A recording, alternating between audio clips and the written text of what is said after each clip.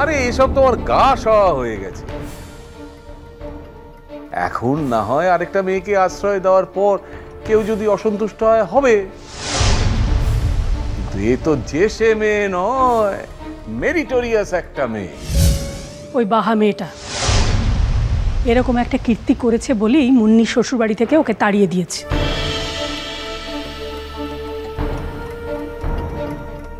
মুন্নিটা তো চিরকালই বোকা। ওরা আশ্রয় দেবে বলে নিজের বাপের বাড়িতে ওকে নিয়ে এসছে।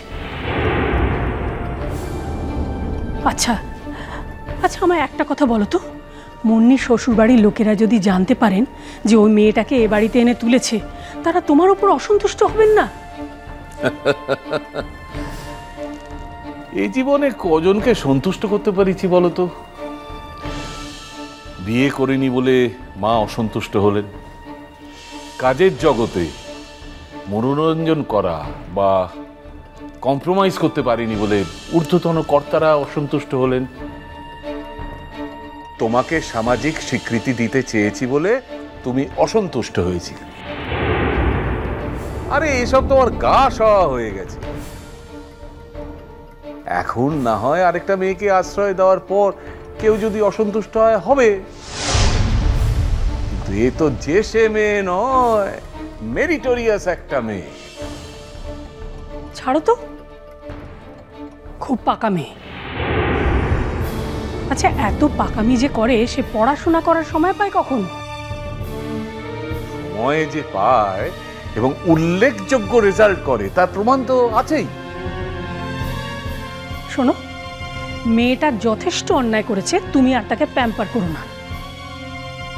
যদি বলো অন্যায় করেইছে, তাহলে সেটা তো শুধু ওই মেয়েটা নয়, ওর চেয়েও তো অন্যায় করেছে। কই তার নাম তো তোমরা একবারও নাও না। তোমার মুখে এই 5 জনের মতো কথা শুনতে আমার ভালো লাগে না বৌঠান। তোমার তো আর কোনোদিন 5 জনকে নিয়ে চলা নেই, তুমি বুঝবে কি করে?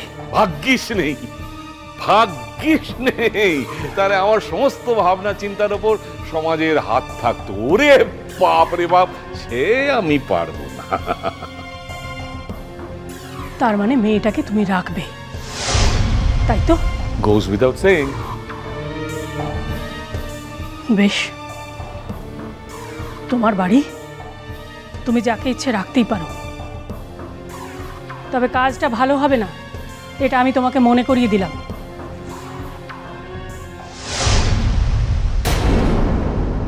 এ কি, তুমি কলেজ থেকে এসে এখানে দাঁড়িয়ে দাঁড়িয়ে আমাদের কথা শুনছো?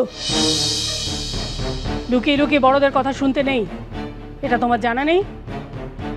শুধু পড়াশোনায় ভালো হলেই হয় না, স্বভাব চরিত্রটা ভালো করতে হয়। লা, আসলে তোরা কথাটা বলছিলিস তো, মু তাহলে কে যাইলে। আবার তর্ক করছো?